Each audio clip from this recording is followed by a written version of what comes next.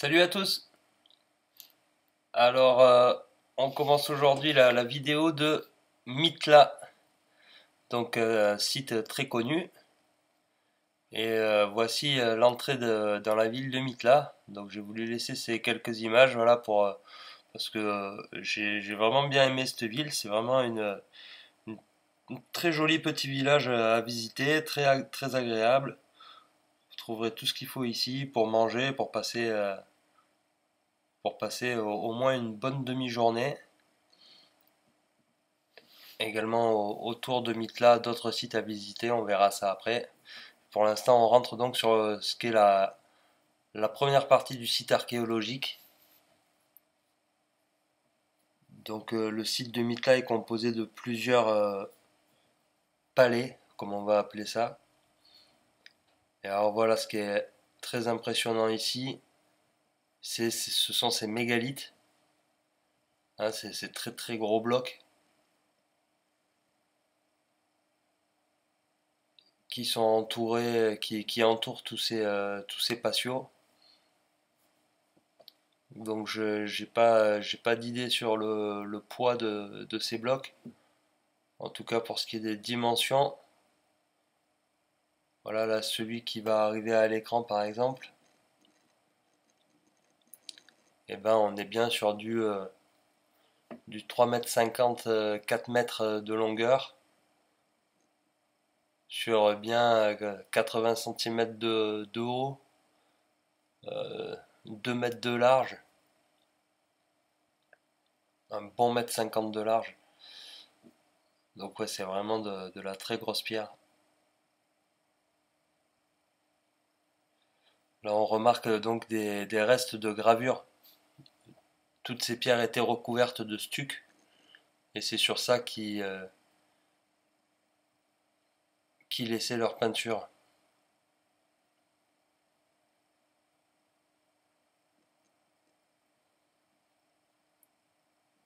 D'ailleurs toutes ces petites pierres hein, qu'on voit là apparentes devaient être recouvertes de stuc aussi.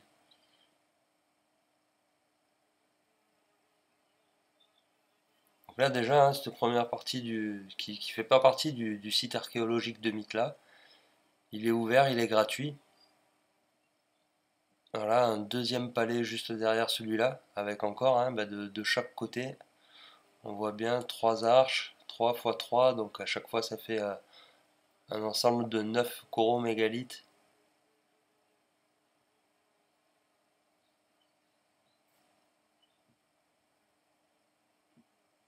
Allez voilà, puis après on va se diriger vers le site en lui-même.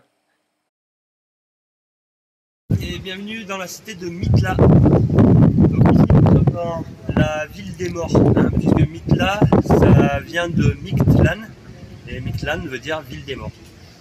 Donc cette cité n'appartenait pas à un roi, mais plutôt à un grand prêtre.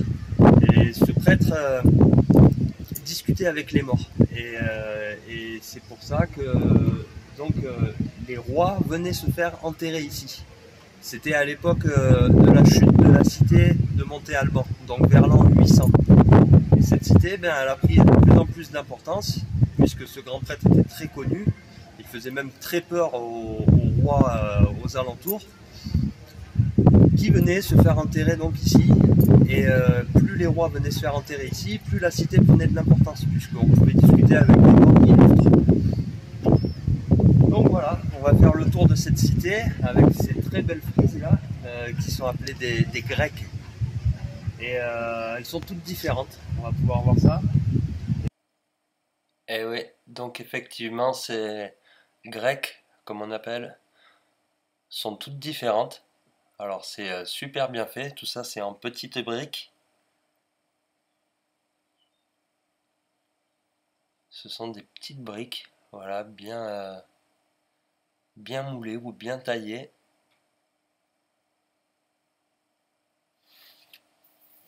Et alors qu'est-ce que ça représente? Ben, c'est un peu un mystère, hein.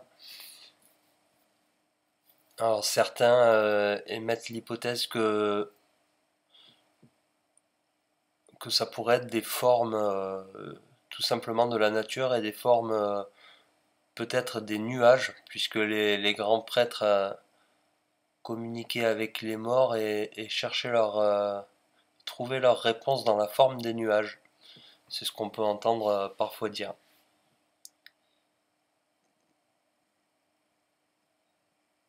Donc encore ici ça c'est la partie église, ce qu'ils appellent, hein. Donc c'est collé à l'église de Mitla. Et encore une fois, ces gros blocs, très très massifs, qui doivent être très lourds. Et là on est donc vu la taille des blocs, hein, encore une fois, on se demande puisque Mitla c'est une cité qui a eu son importance à la chute de Monte Alban, donc en l'an 800. On a vu tout à l'heure que sur la vidéo de Monte Alban, je vous disais que le prêtre de Monte Alban, hein, les sorciers entre guillemets de la cité, ceux à qui aussi se référaient les chefs de tribu, etc. Donc avaient perdu de leur importance après une période de sécheresse à Monte Alban.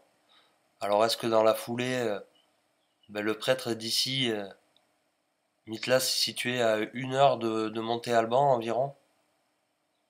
Je sais pas s'il doit y avoir un peu moins de 100 km.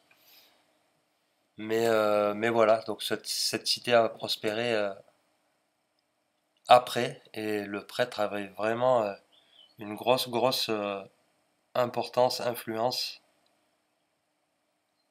ici.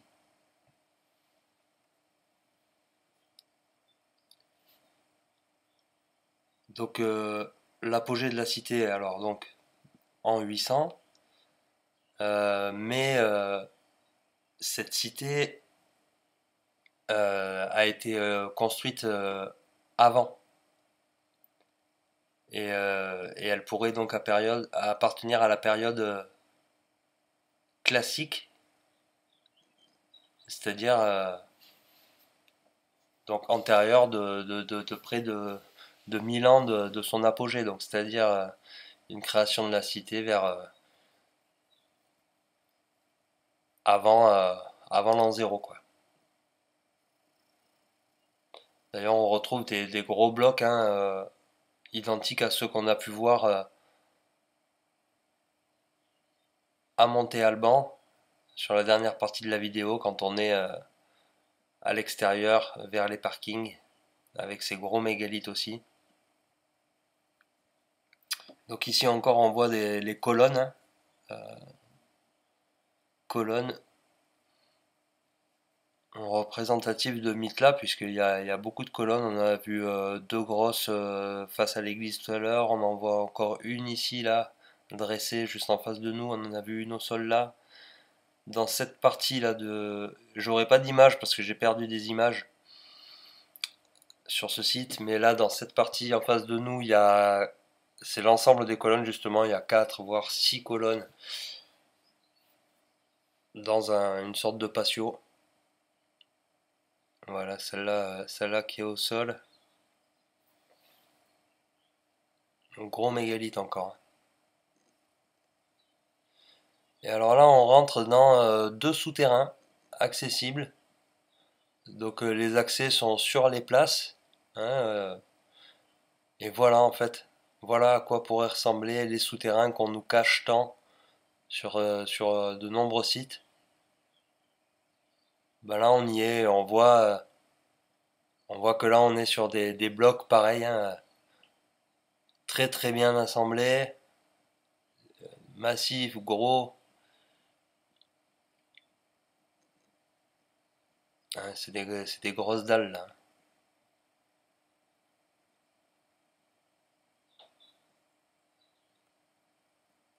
Ah voilà, ces couloirs, c'est pas grand chose. Puis vous voyez un peu comment c'est fait tout ça. Là, on a du mal à se croiser. Et puis là, le second. Ouais, c'est vraiment une chance de pouvoir rentrer dans ces souterrains là. Super intéressant.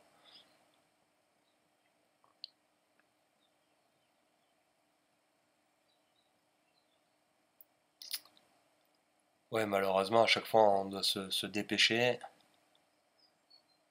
Ah, vous voyez voler les grosses dalles du plafond. Encore un pilier là. Puis encore des frises, des grecs.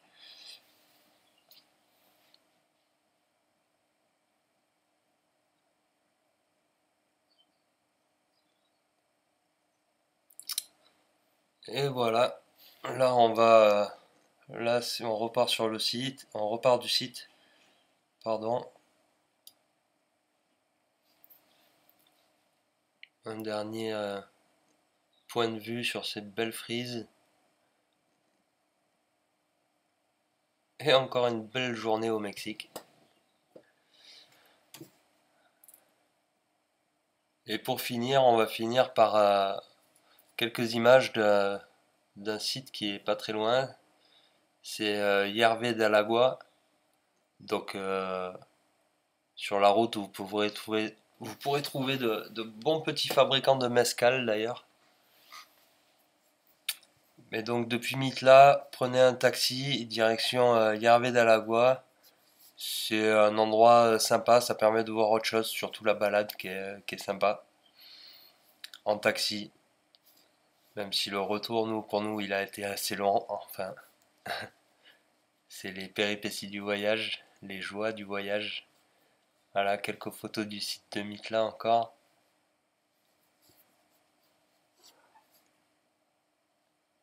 Hervé d'Alagua, c'est à 30 minutes d'ici. Sinon, pas loin d'ici, vous avez d'autres sites archéologiques aussi. Celui de Lambiteco, donc que je suis allé visiter et je vais vous faire la petite vidéo très prochainement. Et puis il y a aussi un petit village Tulé avec l'arbre de Tulé. Donc vraiment un très gros arbre célèbre. Et voilà les images de Hervé d'Alagua avec de superbes points de vue sur toutes les collines aux alentours. Sorte de désert, de sorte de Far West. Ouais, vraiment c'est assez aride. Des cactus. Super sympa. Allez, à très bientôt. Merci. Ciao.